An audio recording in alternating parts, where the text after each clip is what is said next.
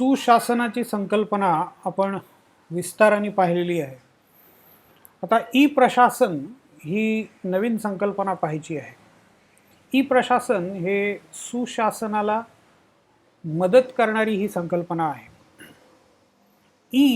E प्रशासन याच्यामधला E आता तुम्हाला आम्हाला सगळ्यांना अगदी परिचित झालेला आहे. म्हणजे ई सुविधा, ई सर्टिफिकेट, ई वेस्ट, सगळ्या गोष्टी ईनी सुरू होणाऱ्या तुम्हाला जिकडे तिकडे दिसत आहेत. ई ऑथेंटिकेशन, ई म्हणजे इलेक्ट्रॉनिक माध्यमांच्या सहाय्याने सर्व व्यवहार करणं. प्रशासन चालवायचं ते इलेक्ट्रॉनिक माध्यमांच्या सहाय्याने चालवायचं. त्याला दुसरा पण एक शब्द असं वापरतात की पेपरलेस गव्हर्नमेंट. कुठल्याही सरकारी ऑफिसमध्ये तुम्ही गेलात तर तुम्हाला मोठ्या मोठ्या फायलींचे गठ्ठे, मोठे मोठे रजिस्टर्स हे सगळीकडे दिसेल. त्याचा एक असा जुनाट कागदाचा तो विशिष्ट वास येतो. तो वास पण तुम्हाला सगळीकडे जाणवेल. क्लार्कच्या टेबलवरती पाहिलं तर तिथे पण कागदांचे मोठे मोठे ढिगारे असतात. वेगवेगळ्या प्रकारच्या फाईलमध्ये लावलेले कागदांचे ढिगारे, आणि मग त्याच्यातून ते शोधून शोधून काम करत राहतात. आता तुम्ही गेलात तर बऱ्याच ऑफिसेसमध्ये टेबलवरती कॉम्प्युटर दिसेल, लॅपटॉप दिसेल, कागदाचा पत्ता नसतो, कागदाची गरज राहत नाही. सगळ्या गोष्टी कॉम्प्युटरवरती नोंदवल्या जातात. कॉम्प्युटर एका मोठ्या नेटवर्कला जोडलेला असतो, की ते राज्याचं नेटवर्क असेल किंवा देशभरातलं नेटवर्क असेल. आणि मग त्याच्यावरती तुमचं काहीतरी एक आयडेंटिफिकेशन नंबर टाकला की तुमची सगळी माहिती येते. मग त्याच्यामध्ये काय फेरफार करायचा आहे, काय बदल करायचा आहे किंवा काय हवं आहे ते सुद्धा तिथेच कॉम्प्युटरवरती दाखवलं जातं, आणि मग त्याप्रमाणे पुढची कारवाई करता येते. बऱ्याच गोष्टी अशा आहेत की त्या तुम्हाला ऑफिसमध्ये जाण्याची पण गरज राहिलेली नाही आहे. तुम्ही घरात बसून सगळ्या गोष्टी करू शकता. तुमच्या स्वतःच्या लॅपटॉपवरती तुम्ही करू शकता. उदाहरणार्थ टॅक्स भरणं आहे, लायसन्ससाठी अर्ज करणं आहे, कुठल्या तरी परमिटसाठी अर्ज करणं आहे. तर या सगळ्या गोष्टी तुम्ही ऑफिसमध्ये न जाता, कुठल्याही ऑफिसर किंवा क्लार्कशी तुमचा काही संबंध येणार नाही. तो हजर आहे का रजेवर आहे, त्याचा मूड आहे का नाही, याचा कोणताही संबंध राहणार नाही. कॉम्प्युटरवरती एक विशिष्ट फॉर्मॅटमध्ये सगळी माहिती भरली की तुमचं काम होईल, तुम्हाला जे हवं ते मिळेल. माहिती तंत्रज्ञानाच्या सहाय्याने प्रशासन चालवणं असं त्याला म्हणतात. आता हे माहिती तंत्रज्ञान म्हणजे काय आहे? इन्फॉर्मेशन टेक्नॉलॉजी असं म्हणतात त्याला. इन्फॉर्मेशन म्हणजे मी मगाशी ऑफिसमधल्या कागदांचा, रजिस्टर्सचा, फाईल्सचा उल्लेख केला. त्याच्यामध्ये काय असतं? त्याच्यामध्ये इन्फॉर्मेशन असते. इन्फॉर्मेशन रोजच्या रोज अपडेट होत राहते. उदाहरणार्थ सिटी सर्व्हे ऑफिस असेल तर सिटी सर्व्हे ऑफिसमध्ये जमिनींचे रेकॉर्ड, काय लँड रेकॉर्ड्स त्याला म्हणतो आपण, त्याच्यामध्ये जमिनीचे रेकॉर्ड्स असतात. ते सतत बदलत राहतात, कारण जमिनीचे खरेदी विक्रीचे व्यवहार सतत चालू असतात. शहरी असेल, ग्रामीण भाग असेल, त्याप्रमाणे मालक बदलत राहतात किंवा मग त्याचा आकार बदलत राहतो. की 10 एकर जमीन एका मालकाकडे आहे, दुसरे 2-4 वर्षानंतर तो त्यातली 8 एकर विकतो, 2 एकर स्वतःकडे ठेवतो किंवा मुलाच्या नावावर ट्रान्सफर करतो. 8 एकर आणखीन कोणाच्या तरी नावावरती त्यांनी ट्रान्सफर केलेली आहे किंवा विकलेली आहे. तर हे सगळे व्यवहार, त्याच्यात किती खर्च आला, त्याच्यात सरकारला टॅक्स किती भरला पाहिजे, हे सगळं त्या कागदांमध्ये आणि फायलींमध्ये नोंदवलेलं असायचं. तर ही इन्फॉर्मेशन आता नव्या तंत्रज्ञानाच्या सहाय्याने अतिशय सुटसुटीत पद्धतीने एकत्रित साठवली जाते. ती शोधायला पण त्यामुळे सोपं जातं.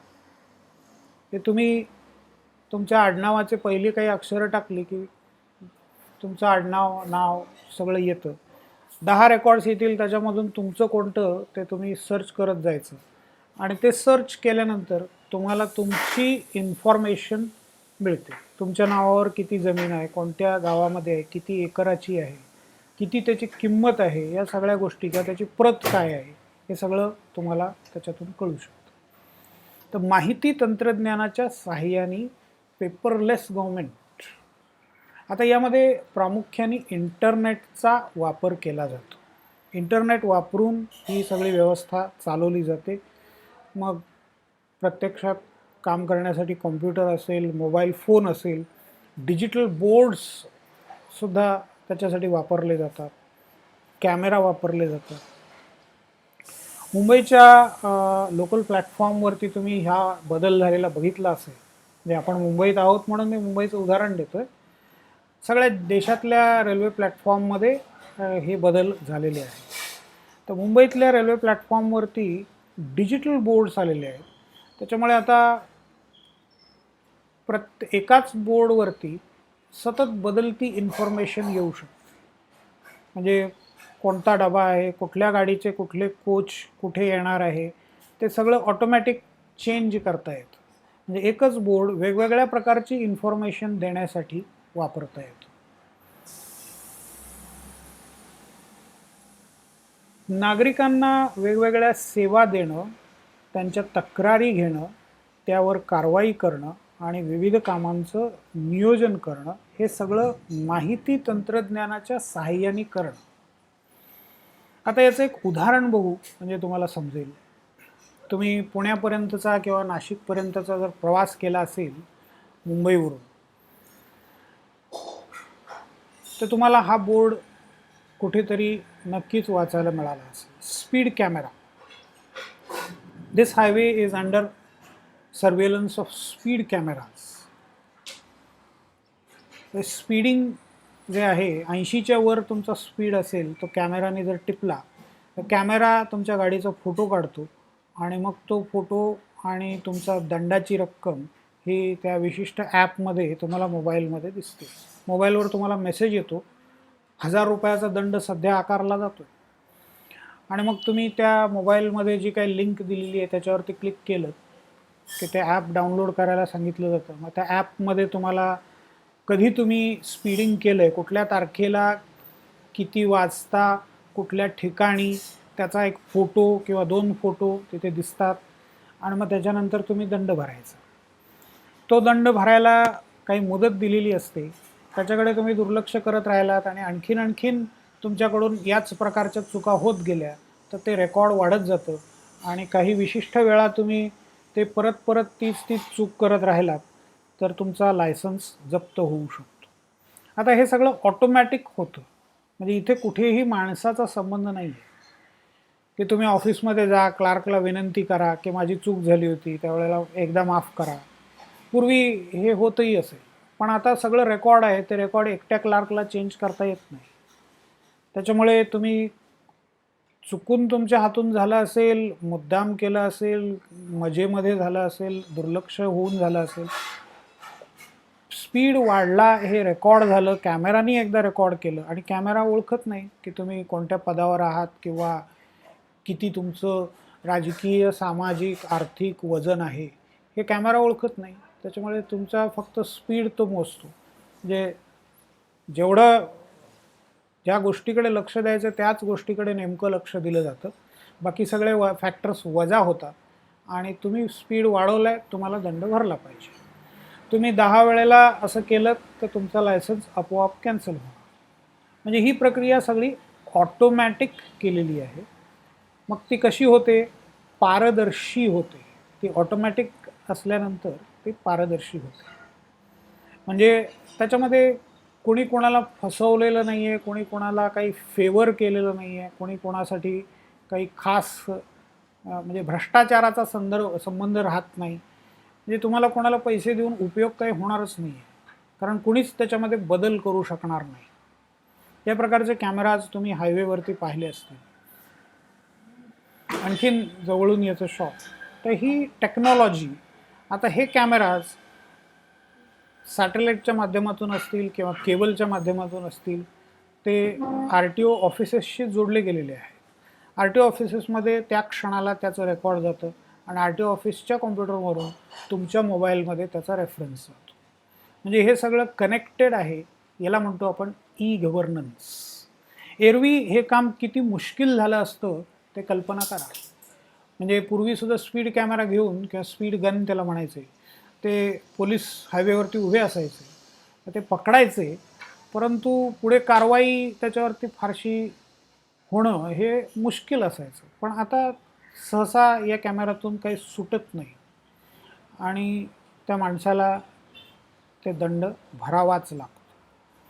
आणि ही प्रोसेस याच्यामध्ये मग कुठला माणूस गुंतून राहत नाही किंवा म्हणजे हायवेवर जागोजागी मग माणसं तुम्हाला लावायला लागली असती, त्याच्याऐवजी आता कॅमेराज लावलेले आहे.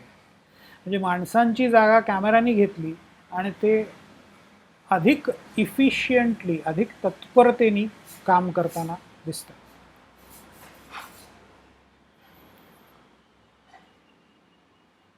जपानमध्ये आता ही 1964चा हा फोटो आहे. 1964 सालातला जपानमधल्या शिनकानसेन म्हणजे बुलेट ट्रेन. तर 1964मध्ये त्यांनी रेल्वेची ही टेक्नॉलॉजी डेव्हलप केलेली होती. रेल्वेमध्ये भारतात सुद्धा आता तुम्हाला दिसेल की तिकिटिंग जे आहे, रिझर्वेशन तिकीट्सचं करायचं किंवा अनरिझर्व तिकीट्ससुद्धा तुम्हाला मोबाईलवरून सुद्धा काढता येतं. कॉम्प्युटरवरून तुम्ही घरात बसून करू शकता. रांगेत उभं राहण्याची गरज राहिलेली नाही. रेल्वेची सिग्नलिंग सिस्टीम असते. बऱ्याच वेळेला अपघात असे झालेले आहेत, भारतातही झाले आहेत, की ज्याच्यामध्ये चुकीचं सिग्नल दिला गेल्यामुळे एकाच लाईनवरती समोरासमोर रेल्वे गाड्या आल्या आणि त्यांची टक्कर झाली आणि त्याच्यामध्ये 100च्या वर माणसं मारली गेली. असे इन्सिडेंट बरेच झालेले आहेत. तर ही सिग्नलिंग सिस्टीम कॉम्प्युटराइज्ड करून GPS सिस्टीमच्या मदतीने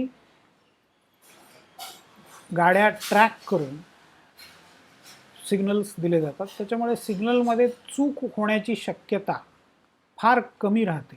म्हणजे एकूण सिग्नलिंग सिस्टीममध्ये काही बिघाड झाला तरच काहीतरी विचित्र होण्याची शक्यता असते. एरवी 1% सुद्धा चूक होण्याची शक्यता नाही आहे. म्हणजे ज्याला ह्युमन एरर म्हणतो आपण, माणसाकडून होऊ शकणाऱ्या चुका, की एखादा सेकंद डोळा लागला, डुलकी लागली, लक्ष राहिलं नाही आणि त्याच्यामुळे वेगाने येणारी गाडी सुटून गेली पुढे, सिग्नल देता आला नाही, तर अशी चूक यंत्रांकडून होणं अशक्य आहे. जपानच्या या ट्रेन संबंधी एक लेख आहे, त्याची लिंक इथे वरती तुम्हाला दिसते, तर तुम्ही ती पाहू शकता आणि त्याच्याप्रमाणे हे आर्टिकल जे आहे ते डाउनलोड करा. मी हे स्वतंत्रपणे तुमच्या ग्रुपवर पण टाकेन. त्यावेळेला 1964-70मध्ये काय काय डेव्हलपमेंट केल्या, 1999मध्ये काय काय डेव्हलपमेंट केल्या, त्याचं वर्णन, त्याचं डिटेल वर्णन इथे आहे. ऑटोमॅटिक ट्रेन कंट्रोल आणि ऑटोमॅटिक ट्रेन स्टॉप ह्या टेक्नॉलॉजी त्यांनी डेव्हलप केलेल्या आहेत. हे माणसांचा संबंध राहिला नाही, त्याच्यामुळे सगळं स्वयंचलित होतं. आता स्वयंचलित याच्यावरून आणखीन एक गोष्ट आठवली, की तुम्ही आता एक गोष्ट पाहिली असेल की मोठ्या मोठ्या मॉल्समध्ये किंवा एअरपोर्टवरती, काही रेल्वे स्टेशन्सवरती सुद्धा तुम्ही दरवाजाच्या जवळ गेलात तर काचेचा दरवाजा उघडतो आणि सहसा माणसं नसतील तर त्याच्यात लावलेल्या सेन्सरला ते कळतं आणि ते दरवाजा बंद करतो. माणूस आल्याबरोबर दरवाजा उघडला जातो. म्हणजे हे करण्यासाठी पूर्वी माणसं ठेवली जायची, आता ते टेक्नॉलॉजीमुळे म्हणजे सेन्सर्सचा वापर करून हे काम केलं जातं. तर या प्रकारचं जे काही काम आहे त्याला ई प्रशासन असं म्हणतो. तोच मगाचा फोटो थोडासा मोठा करून मी इथे टाकला आहे, तो त्या लेखामध्ये आपण पाहिला होता. या चित्रावरून एक असं जाणवतं की 1964मध्ये जपानमध्ये पहिली बुलेट ट्रेन आली आणि त्याच्यानंतर आजपर्यंत त्यांच्याकडे ती टेक्नॉलॉजी प्रचंड विकसित झालेली दिसते.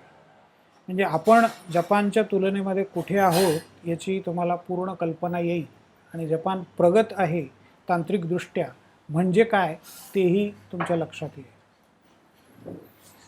महाराष्ट्र शासनाने 2010मध्ये डॉक्टर विजय भाटकर यांच्या अध्यक्षतेखाली एक तज्ज्ञ समिती नेमलेली होती. या समितीच्या मार्फत ई प्रशासन धोरणाचा आराखडा तयार करायचा होता. माहिती तंत्रज्ञानाच्या माध्यमातून सामान्य जनतेस शासनाच्या सर्व सेवा माफक दरात प्रभावी, पारदर्शकरित्या आणि जलद गतीने द्यावयाच्या आहेत. अगदी नेमका सारांश ई गव्हर्नन्सचा या 4 शब्दांमध्ये आलेला आहे. सेवा माफक दरात देणं, इलेक्ट्रॉनिक असल्यामुळे माफक दरात देणं शक्य आहे. बऱ्याच सुविधा किंवा व्यवस्था सगळी सहज होऊन जाते, त्याच्यामुळे माफक दरात सेवा देता येतात, प्रभावीपणे देता येतात. म्हणजे एकाच वेळेला लाखो लोकांना ती सेवा तेवढ्याच तत्परतेने देता येते. तुम्ही कोविनची साईट बघितली असेल, कोविड रजिस्ट्रेशनसाठी वापरण्यात येणारी. लाखो लोकांनी त्याच्यावरती आत्तापर्यंत रजिस्ट्रेशन केलेलं आहे. तर त्याच्यामध्ये एकही चूक झाली आहे असं कुठेही निदर्शनाला आलेलं नाही. तुमचं वॅक्सिनेशन झाल्याबरोबर काही तासांमध्ये तुमचं रजिस्ट्रेशनचं सर्टिफिकेट तुम्हाला मिळतं. ते सर्टिफिकेट तुम्ही डाउनलोड करू शकता.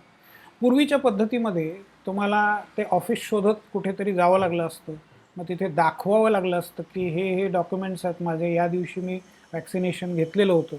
मग तो मोठं रजिस्टर काढून त्याच्याकडची माहिती क्लार्क तपासेल. तो क्लार्क पहिल्यांदा जागेवर हवा, तो रजेवर नसला पाहिजे, तो मूडमध्ये असला पाहिजे, तो चहाला गेलेला नसला पाहिजे. हे सगळं शक्यता लक्षात घेऊन तो क्लार्क तिथे आहे. मग तो रजिस्टर त्याला वेळेवर मिळणार आहे आणि मग त्यातून तो तपासून तुम्हाला हाताने खरडून एक सर्टिफिकेट देणार आहे. त्याच्यात तो काहीतरी चुका करण्याची शक्यता आहे. ते सर्टिफिकेट दुसरीकडे दाखवायला गेल्यानंतर दुसरा क्लार्क म्हणेल की तुमचं आधार कार्डावरचं नाव आणि इथलं नाव याच्यामधलं स्पेलिंग वेगळं आहे, सर्टिफिकेट नवीन करून घ्या. अशी कुठलीच शक्यता कोविनच्या साईटवरती राहिलेली दिसत नाही आहे.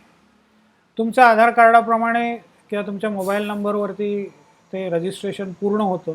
तुमचं नाव तुम्ही जसं टाकाल तसं किंवा आधार कार्डवर जसं असेल तसं तिथे येतं आणि तेच सर्टिफिकेटवरती पण येतं. ते सर्टिफिकेट घर बसल्या तुम्हाला मिळतं.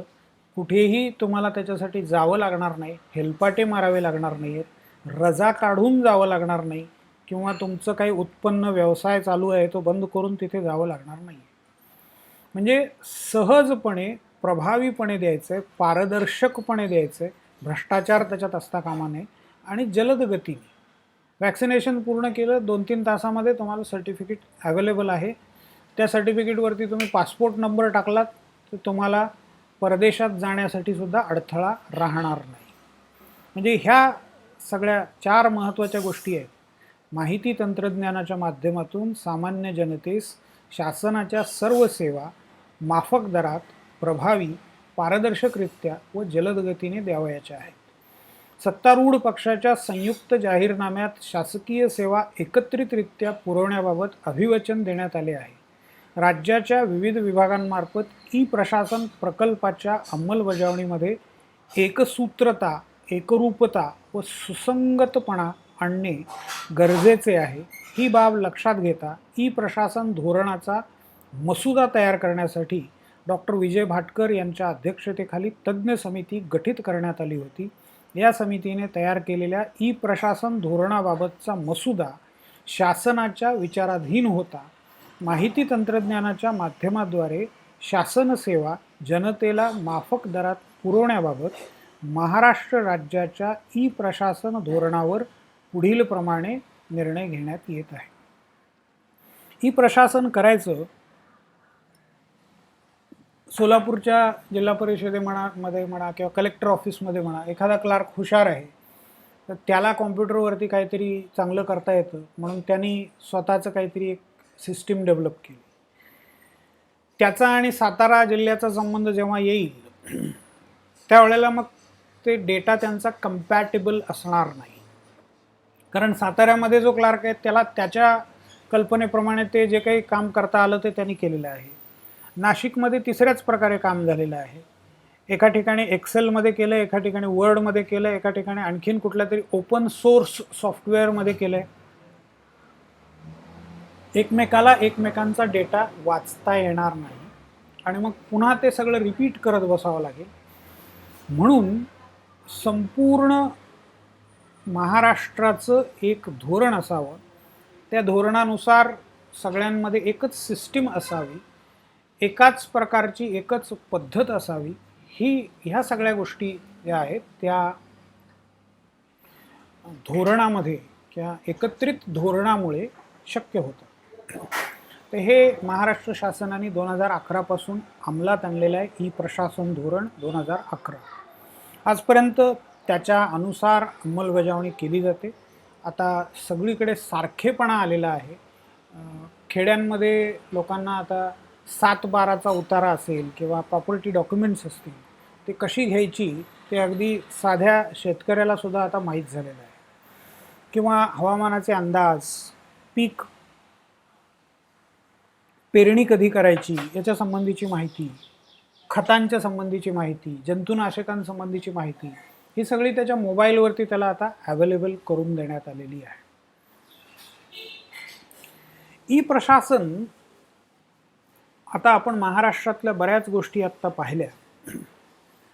तर ई प्रशासन आणि इंटरनेट यांचा अगदी जवळचा संबंध आहे. इंटरनेटचा उगम अगदी अलीकडचा आहे, 1970च्या दशकातला आहे आणि त्याला थोडंसं शीतयुद्धाची पार्श्वभूमी आहे, अमेरिका आणि रशियातल्या स्पर्धेची पार्श्वभूमी आहे. तर ती रंजक कहाणी थोडी आपल्याला पाहायची आहे.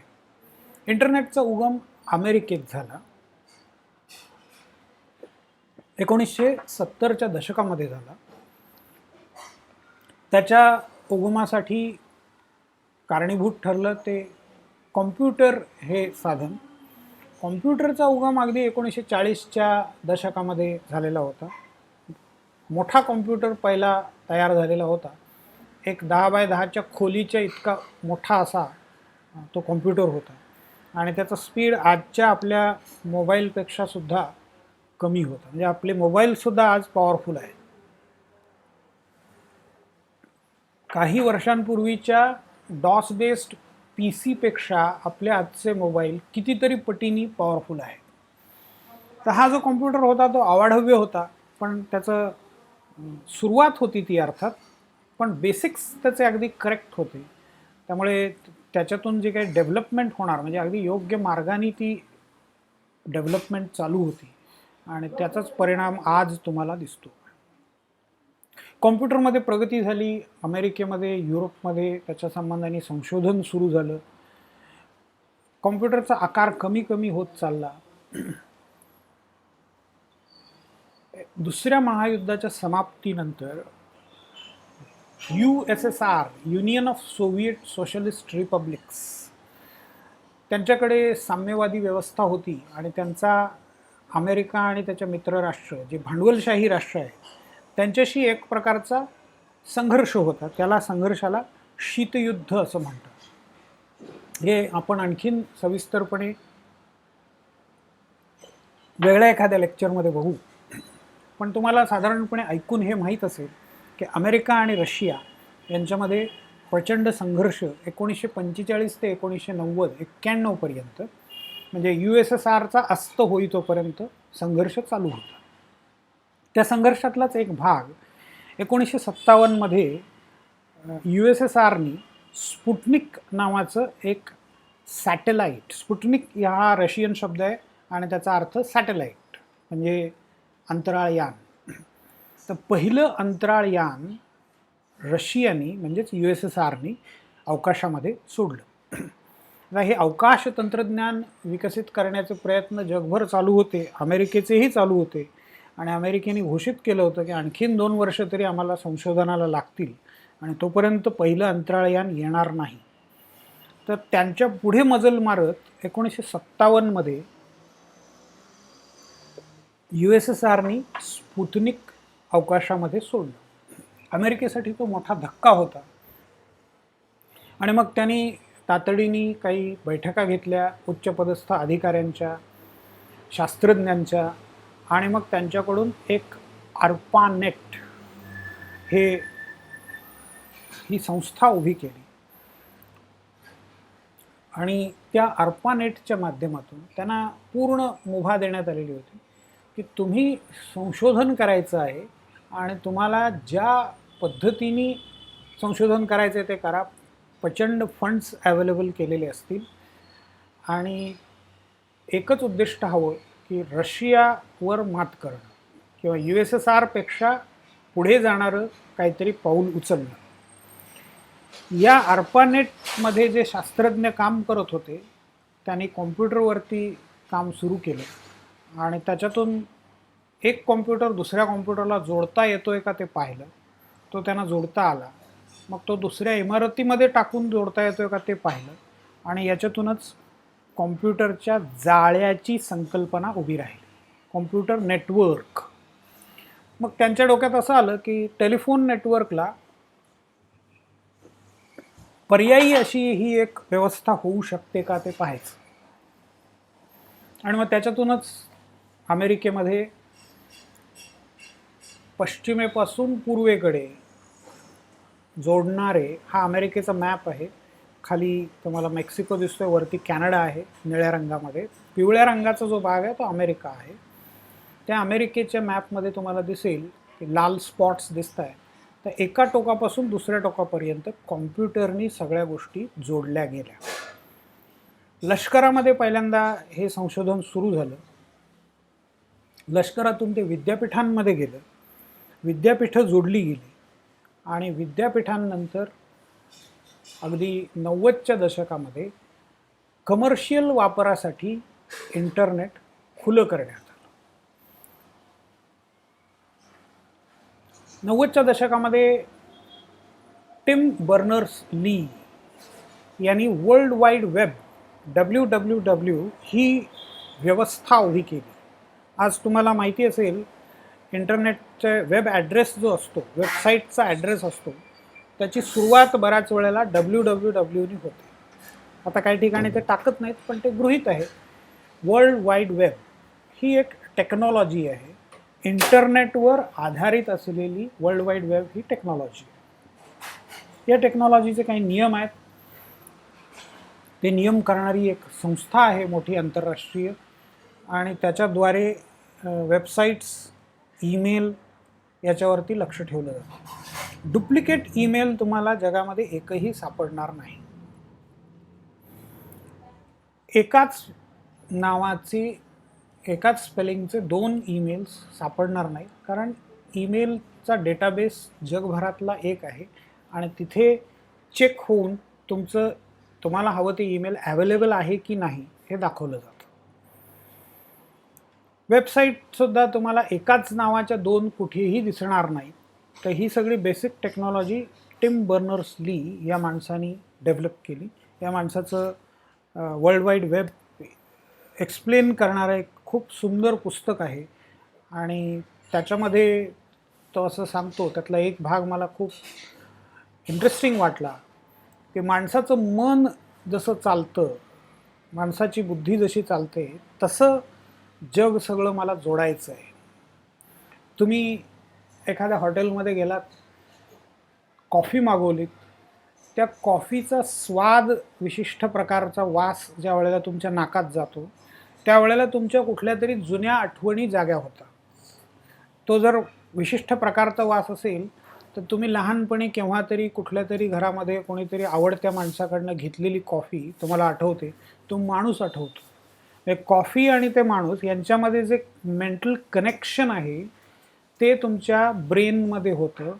त्या प्रकारची व्यवस्था इंटरनेटच्या माध्यमातून, कॉम्प्युटरच्या जाळ्याच्या माध्यमातून उभी करण्याचं याचं स्वप्न आहे आणि त्या दिशेने प्रयत्न हळूहळू चालू आहे. म्हणजे इंटरनेट हे तुम्हाला दिसेल ॲप्लिकेशन जास्तीत जास्त हुशार होताना दिसत आहे, जास्तीत जास्त इंटेलिजंट होताना दिसत आहे. वर्ड हे ॲप्लिकेशन आहे, मायक्रोसॉफ्ट वर्ड. लेटर टाईप करण्यासाठी तुम्ही त्याचा वापर करायला लागला, तुम्ही चुकीचं स्पेलिंग टाकल्याबरोबर ते तुम्हाला दाखवतं की हे स्पेलिंग चुकीचं आहे. तुम्ही ग्रॅमॅटिकली चुकीची माहिती, चुकीची वाक्य कन्स्ट्रक्ट करायला गेलात तरी पण तुम्हाला इंडिकेशन दिलं जातं. त्याच्यामध्ये ऑटो करेक्शनसुद्धा होतं. बऱ्याच गोष्टी तुम्ही लिहित जाता त्यावेळेला तुम्ही किती शब्द लिहिले आहेत, किती कॅरेक्टर्स लिहिले आहेत, किती ब्लँक स्पेसेस आहेत, 2 शब्दांच्या मध्ये ब्लँक स्पेस जास्त आहे का, सगळ्या गोष्टींवरती हे सॉफ्टवेअर लक्ष ठेवतं. म्हणजे माणसासारखाच तुमचं सेक्रेटरी म्हणून काम करणारं हे सॉफ्टवेअर आहे. तुम्ही बोलाल ते जसंच्या तसं टाईप करणं हेही आता सहज साध्य झालं आहे. म्हणजे हाताने टाईप करत बसण्याची गरज राहिलेली नाही आहे. कित्येक ठिकाणी ऑफिसेसमध्ये किंवा डॉक्टर्स, इंजिनियर्स, मोठे ऑफिसर्स हे ऑडिओ टेक्नॉलॉजी वापरतात. ती टेक्नॉलॉजी फार महागडी पण राहिलेली नाही आहे. तुमच्या गुगल अकाउंटमध्ये जाऊन तुम्ही त्याचा प्रयोग करू शकता. तुम्ही बोलताय तसं टाईप होऊ शकतं. इंग्रजीमध्ये होईल, हिंदीमध्ये होईल, मराठीमध्ये होईल आणि अनेक भाषांमध्ये ही सुविधा देण्यात आलेली आहे. तर इंटरनेट जास्तीत जास्त इंटेलिजंट बनवणं, ते माणसाच्या ब्रेनसारखं बनवणं, त्याच्या जवळपास जाणारं बनवणं ही सगळी उद्दिष्ट आहे. इंटरनेटने काय काय बदल घडवून आणले हे जाता जाता थोडक्यात आपल्याला पाहायचं. रेल्वेचा प्रवास मगाशी मी उल्लेख केला तसा, रेल्वे स्टेशनमध्ये आपल्याकडे लोकसंख्याच एवढी आहे आणि दारिद्र्य मोठ्या प्रमाणावर आहे, तंत्रज्ञानाच्या बद्दलचं अज्ञान मोठ्या प्रमाणावर आहे. त्याच्यामुळे अजूनही तिथे जाऊन बुकिंग करणाऱ्यांची गर्दी आहे. पण एक क्लास असा आहे की ज्याला लिहिता वाचता येतं, ज्याच्याकडे साधनसंपत्ती व्यवस्थित आहे, ज्याला तंत्रज्ञानाची माहिती आहे, तो आता कित्येक वर्ष झाली रेल्वे स्टेशनवर बुकिंगसाठी कधीच गेला नसेल. रेल्वे स्टेशनवरती कॅन्सलेशनसाठी जाणं हे खूप त्रासदायक असायचं. त्याच्यामुळे लोक काळजीपूर्वक बुकिंग करायचे, विचारपूर्वक करायचे. आता तसं राहिलेलं नाही आहे. त्याच्यामुळे सरसकट बुकिंग केलं जातं आणि कॅन्सलेशनचं प्रमाण तेवढंच आहे. एका नागरिकांनी राईट टू इन्फॉर्मेशन खाली IRCTCकडे माहिती मागवली होती की तुम्ही कॅन्सलेशन फी म्हणून तुमच्याकडे किती रक्कम जमा झाली आहे गेल्या वर्षभरामध्ये. काही कोटींची रक्कम कॅन्सलेशन फी म्हणून रेल्वेकडे जमा झालेली होती. आता हे इंटरनेटचे किंवा ऑनलाईन व्यवस्थांचे हे थोडेसे गैरफायदे पण आहेत की आपल्याला जास्त त्रास होत नाही आहे. कॅन्सलेशन फी थोडीशी जाते आहे, पण प्रत्येकाची थोडी थोडी मिळून ती कोट्यवधी रुपयामध्ये होते. त्याच्यामुळे माणसं भराभर बुकिंग करतात, अनप्लॅन्ड बुकिंग करतात आणि मग नंतर कॅन्सल पण तेवढ्याच गतीने करतात. पण हे सगळं सहज साध्य झालेलं आहे. रेल्वे बुकिंग आहे, रेल्वे सिग्नलिंगची सिस्टीम आहे, रेल्वेमध्ये जेवण मागवण्याची व्यवस्था असेल, आणखीन बऱ्याच सुविधा रेल्वेनी इंटरनेटच्या माध्यमातून दिलेल्या आहेत. बँकिंगच्या बाबतीमध्ये आता एक शब्द वापरला जातो, ब्रँचलेस बँकिंग. म्हणजे कुठल्या तरी एका ब्रँचमध्ये तुम्हाला आजही नोंदणी करावी लागते काही फॉर्मॅलिटीज पूर्ण करण्यासाठी, परंतु पुन्हा त्या ब्रँचकडे फिरकण्याची गरज राहिलेली नाही. कारण तुमच्या नेट बँकिंगच्या माध्यमातून तुमच्या कॉम्प्युटरवरती, मोबाईलवरती तुम्हाला सर्व व्यवहार करता येतात, सर्व रेकॉर्ड्स पाहता येतात. त्याच्यामुळे ब्रँचमध्ये जाण्याची गरज राहिलेली नाही आहे. म्हणजे जेव्हा 90च्या दशकात हे सुरू झालेलं होतं त्यावेळेला वर्तमानपत्रामध्ये मी न्यूज अशा वाचलेल्या होत्या की खूप चमत्कार झाला की दिल्लीमध्ये एक केस चालू होती सुप्रीम कोर्टामध्ये आणि केरळचा वकील होता, तर त्याने आपली केस मांडली, केस त्याची पूर्ण झाली आणि संध्याकाळी त्याच्या बँकेमध्ये केरळमधून पैसे जमा झाले. आता हे आपल्याला काही फार चमत्कार वगैरे वाटत नाही. 90च्या दशकामध्ये तो चमत्कार वाटायचा. कारण चेक, आउटस्टेशन चेक जमा होण्यासाठी बऱ्याच वेळेला किमान 2-3 आठवडे किंवा महिना तरी सहज लागायचा. म्हणजे आउटस्टेशन चेक तुम्ही बँकेत टाकला आहे तर तो विसरून जायचा, महिन्याभरानेच त्याच्याकडे बघायचं, हे लोकांना माहीत होतं. आता तसं राहिलेलं नाही आहे. IMPS किंवा RTGS दुसऱ्या क्षणी तुमचे रक्कम दुसऱ्याच्या अकाउंटमध्ये जमा होते. NEFT जास्तीत जास्त 2 तास लागतात. जे बँकिंगच्या सुविधा अतिशय सुलभ झालेल्या आहेत. घर बसल्या केवळ भारतातच नाही तर जगभर कुठल्याही देशामध्ये पैसे ट्रान्सफर करणं शक्य झालेलं आहे. कुठल्याही करन्सीमध्ये पैसे ट्रान्सफर करणं शक्य झालेलं आहे. त्याचे थोडेसे चार्जेस कमी जास्त झाले असतील, पण ते अपेक्षित आहे आणि ते लोकांना परवडतं किंवा लोकांनी ते ॲक्सेप्ट केलेलं पण दिसतं. इन्शुरन्सच्या बाबतीमध्ये खूप मोठं उदाहरण इन्शुरन्सचं तुम्हाला देता येईल. LIC लाईफ इन्शुरन्स कॉर्पोरेशन एक एक टप्प्यांनी कशी प्रगती होत गेली 90च्या दशकानंतर ते अगदी आपल्या डोळ्यापुढे आहे. पूर्वी LICच्या ब्रँचेस असायच्या. तुम्ही एखाद्या एजंटशी संपर्क साधायचा किंवा एजंट तुम्हाला गाठेल आणि एक पॉलिसी काढून देईल, तर तुम्हाला त्या ब्रँचमध्ये जाऊन काही प्रक्रिया पूर्ण करावी लागायची. त्याच्यानंतर तुम्हाला त्याचा हप्ता भरायचा आहे, प्रीमियम भरायचा आहे, तर दरवेळेला तुम्ही जगाच्या पाठीवर कुठेही असला तरी त्या ब्रँचमध्ये जाऊन पैसे भरावे लागते. तेवढ्यासाठी बऱ्याच जणांना रजा काढून त्या ठिकाणी जावं लागायचं, की तुम्ही मुंबईत असताना पॉलिसी काढली, तुमची आता कलकत्त्यामध्ये बदली झाली, कलकत्त्यावरून इन्शुरन्सचं प्रीमियम भरण्यासाठी मुंबईत या, किंवा मग त्या एजंटशी संपर्क साधा, त्याला पैसे ट्रान्सफर करा, तो तिथे जाऊन पैसे भरेल. आता ती गरज राहिलेली नाही आहे. LICनी सुरुवातीला सगळं कॉम्प्युटराइज्ड केलं रेकॉर्ड, म्हणजे कागदावरचं रेकॉर्ड कॉम्प्युटरवरती आणलं. कॉम्प्युटरवरती आणण्यामध्ये फरक बराच असतो. कॉम्प्युटरवरती बऱ्याच गोष्टी ऑटोमॅटिकली कॅल्क्युलेट होतात, म्हणजे तुम्हाला वेगळं कॅल्क्युलेशन करावं लागत नाही आणि बरंच काम तुमचं कमी होतं. त्याच्यानंतर ते सगळे कॉम्प्युटर्स त्यांनी एका नेटवर्कला जोडले, म्हणजे मग भारतभर कुठल्याही ऑफिसमध्ये तुम्ही जाऊन तुमचं रेकॉर्ड बघू शकता आणि तुमचं प्रीमियम भरू शकता. त्याच्यानंतर ते जे काही नेटवर्क असा डेटा आहे तो त्यांनी इंटरनेटवर सगळ्यांसाठी खुला केला, ज्याला ऑनलाईन बँकिंग म्हणतो आपण, तसं ऑनलाईन इन्शुरन्स सिस्टीम सुरू झाली. म्हणजे तुम्ही तुमच्या कॉम्प्युटरवरून घरात बसून तुमची पॉलिसी, त्याचा प्रीमियम भरू शकता किंवा त्याचं रेकॉर्ड तपासू शकता आणि तुम्हाला मॅच्युअर झाल्यानंतर, पॉलिसी मॅच्युअर झाल्यानंतर त्याचे पैसे बँकेमध्ये परत मिळतात. म्हणजे एकदा तुम्ही डॉक्युमेंटेशन काही केलं, तुमची आयडेंटिटी एस्टॅब्लिश केली, पॉलिसी काढली, की परत LICच्या ऑफिसमध्ये फिरकण्याची गरज तुम्हाला नाही आहे. सगळं ऑटोमॅटिकली कॅल्क्युलेट होत राहतं आणि ऑटोमॅटिकली तुम्हाला पैसे मिळत राहतात. ड्रायव्हिंग लायसन्स तुम्हाला काढायचं आहे, त्याच्यासाठी सुद्धा तुम्हाला RTO ऑफिसमध्ये जा, तिथल्या एजंटचा मागे ससेमिरा लावून घ्या, त्यांना काहीतरी एक्स्ट्रा पैसे द्या, त्यांच्याकडून फॉर्म भरून घ्या. हे सगळं करण्याची गरज राहिलेली नाही आहे. साईटवरती जा, फॉर्म डाउनलोड करा, फॉर्म भरा आणि पुन्हा अपलोड करा, माहिती डॉक्युमेंट्स अपलोड करा आणि डेट फिक्स करा. तुमची टेस्टची डेट येते आणि त्या टेस्टसाठी तुम्हाला त्या ठिकाणी जावं लागेल. त्याच्यानंतर तुमचं लायसन्स परत तुम्हाला घरपोच मिळून जातं. ड्रायव्हिंग लायसन्स काढण्याची सुविधा खूप सहजगत्या उपलब्ध करून देण्यात आली आहे. इलेक्ट्रॉनिक वोटिंग मशीन्स, भारतामध्ये लोकशाही व्यवस्था आहे आणि लोकशाहीमध्ये निवडणुका हे सगळ्यात महत्त्वाची बाब. तर निवडणुका गेली कित्येक वर्ष इलेक्ट्रॉनिक वोटिंग मशीन्सच्या माध्यमातून झालेली आहे, पेपरलेस झालेलं आहे.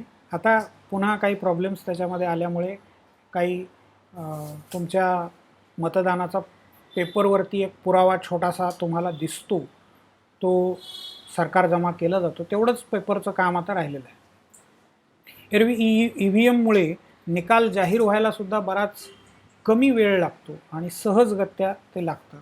संपूर्ण मतदारांची यादी ही इंटरनेटवरती आणि कॉम्प्युटरवरती अवेलेबल आहे. कुणीही ते बघू शकतं, स्वतःचं नाव तपासू शकतो, नाव चेंज करता येतं, ॲड्रेस चेंज करता येतो किंवा आणखीन त्याच्याशी संबंधित जे जे काही प्रश्न येतील ते सगळे ऑनलाईन तुम्हाला सोडवता येतं. त्याच्यात अर्थात अजून सगळं रुळलेलं नाही आहे. जो अटेंड करणारा स्टाफ आहे त्यालासुद्धा अजूनही या सगळ्या गोष्टी नीट जमत नाही आहेत, पण ते आज ना उद्या सरळ होईल. इन्कम टॅक्स डिपार्टमेंट सगळ्यात मोठी उडी या बाबतीमध्ये जर कोणी घेतली असेल तर ती इन्कम टॅक्स डिपार्टमेंटने. दरवर्षी त्यांचा इन्कम टॅक्स भरण्याचा जो काही रिटर्नचा फॉर्म आहे तो अधिकाधिक सुलभ आणि सुविधापूर्ण होत गेलेला आहे. आता अशी स्टेज आली आहे की तुम्हाला फार कमी एंट्री कराव्या लागतात. तुमचा पॅन नंबर घेण्यात आलेला आहे. पॅन नंबरवरती सगळे रेकॉर्ड्स तुमचे एकत्रित केले जातात. सगळ्या डेटाबेसमधून सगळे रेकॉर्ड उचलून तुम्ही सोनं खरेदी केलं असेल, तुम्हाला किती पगार जमा झाला आहे, किती उत्पन्न बाकीच्या मार्गांनी मिळालं आहे, बँकेतून इंटरेस्ट किती मिळाला आहे, एक पॅन नंबरच्या आधाराने सगळं रेकॉर्ड एकत्रित केलं जातं आणि तुमचे रेकॉर्ड्स फॉर्ममध्ये प्री फिल्ड असतात. प्री फिल्ड म्हणजे आधीच तिथे भरून ठेवलेले आहेत. तुम्हाला एंट्री करण्यासारखं फारसं काही शिल्लकच नाही आहे. काही जणांचे व्यवहार जर कमी असतील, फक्त सॅलरीड पर्सन आहे, तर फार काही न पाहता फक्त फॉर्म सबमिट करणं एवढंच काम इन्कम टॅक्स डिपार्टमेंटनी शिल्लक ठेवलेलं आहे. इन्कम टॅक्ससाठी किती मोठ्या लाईन लागायच्या रिटर्न भरण्यासाठी, आणि जे CA ऑफिसेस आहेत ते खास माणसं त्याच्यासाठी ठेवायची आणि 2-2, 3-3 दिवस लाईन लावून ती मुलं रिटर्न भरायचे शेवटच्या डेटच्या आधी. तर ते आता सगळंच संपलेलं दिसतं. ऑनलाईन रिटर्न भरण्याचं प्रमाण खूप मोठ्या प्रमाणावरती वाढलेलं दिसतं. पासपोर्टची सुविधा अत्यंत सहज उपलब्ध झालेली आहे. पासपोर्टचा फॉर्म तुम्ही घरी बसून भरता.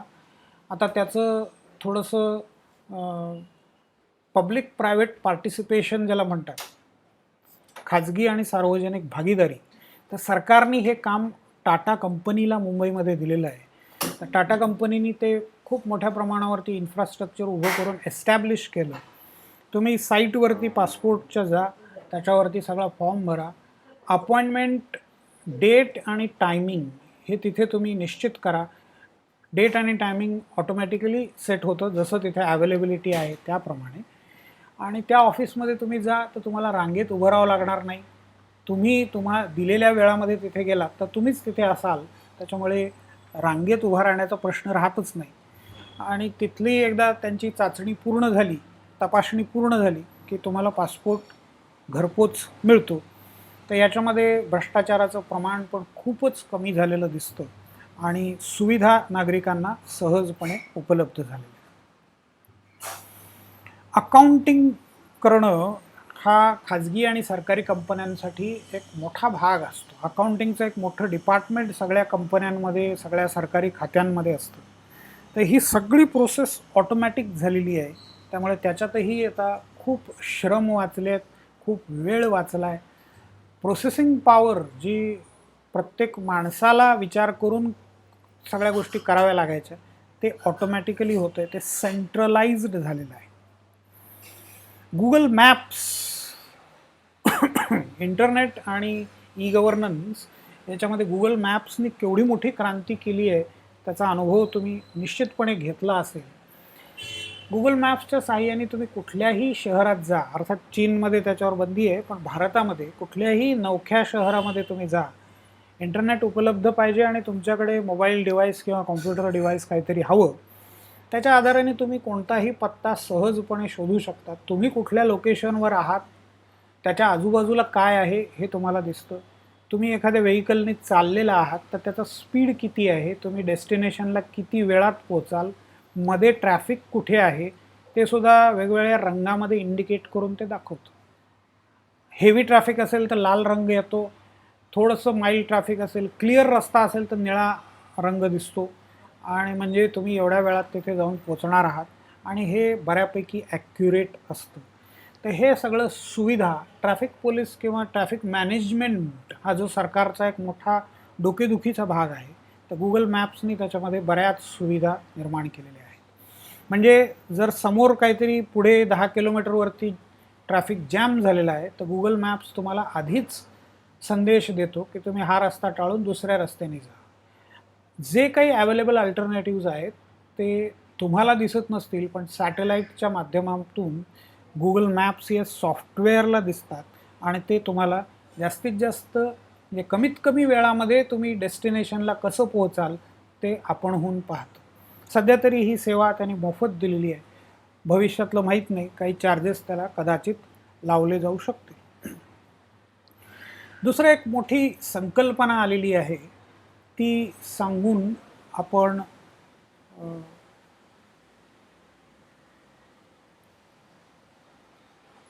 उबरिफिकेशन of the economy. Uberification, Uber ही कंपनी तुम्हाला माहिती आहे, टॅक्सीच्या नावाने. अमेरिकेमध्ये टॅक्सीच्या पलीकडे आणखीन बऱ्याच गोष्टी उबर पुरवते. आपल्याकडे उबर आहे, ओला आहे, ओलाच्या टॅक्सी, ओलाच्या रिक्षा हे तुम्ही अनुभवलेलं आहे. म्हणजे तुम्हाला टॅक्सी हवी आहे आणि टॅक्सी ड्रायव्हरला गिराईक हवं आहे. पण पूर्वी टॅक्सी स्टँडवर गेल्याशिवाय तुम्हाला टॅक्सी मिळायची नाही. आता घरात बसून तुम्ही टॅक्सी मिळवू शकता. त्याचं रूट निश्चित केलेला आहे, त्याच्यामध्ये सिक्युरिटी आहे, फोटो, फोन नंबर एक्सचेंज होतो, तुम्ही कुठे आहात ते ट्रॅक केलं जातं, कुठे जाणार आहात, किती वेळात पोचला आहे, सगळं ट्रॅक केलं जातं. आणि सुरक्षा त्याच्यामध्ये आहे. मीटरच्या बाबतीमध्ये पण काही सिस्टीम डेव्हलप केलेली आहे. अर्थात त्याच्यामध्ये पैशामध्ये कमी जास्त होत राहतं. ट्रॅफिकचा वेळ असेल तर ते सुद्धा पैसे जास्त लावतात. तर तो व्यवसायाचा भाग आहे, व्यापाराचा, धंद्याचा भाग आहे तो. पण उबरिफिकेशन जसं उबर टॅक्सी तुम्हाला मिळतात, तसं असे कितीतरी वेबसाईट्स आहेत की जिथे तुम्हाला नळ दुरुस्त करणारा मिळेल, इलेक्ट्रिशियन मिळेल, किंवा सुतार, कार्पेंटर तुम्हाला हवा आहे, रंगकाम करण्यासाठी माणूस हवा आहे. टेम्पररी कामासाठी जी काही माणसं लागतात ती एरवी तुम्हाला शोधावी लागायची. आता ती शोधण्याची गरज राहिलेली नाही. आणखीन भारतामध्ये या सिस्टीम एस्टॅब्लिश व्हायच्या आहेत. परंतु इंटरनेटचा वापर करून कित्येक लोकांनी कित्येक वेगवेगळी ॲप्स तयार केलेली आहेत. या सगळ्याला मिळून आपण काय म्हणतो, ई गव्हर्नन्स. कोविनचं मी उदाहरण दिलं, त्याचे हे काही फोटो आहेत. हा कोविनचा प्लॅटफॉर्म भारत सरकारने जगभरात सगळ्यांसाठी खुला केला आहे. आफ्रिकेमधल्या, दक्षिण अमेरिकेतल्या काही मागास देशांनी आपला कोविनचा प्लॅटफॉर्म त्यांच्यासाठी वापरायला सुरुवात केली. त्याच्यावरचे हे आकडे बघा, हे सतत बदलत राहणारे आहेत. ऑटोमॅटिकली हे सगळं होतं. जसं जसं रजिस्ट्रेशन होईल तसं तसं हे आकडे बदलत जातात. आजचा आकडा इथे दिसतोय 8,19,363 आज रजिस्ट्रेशन्स झालेले आहेत.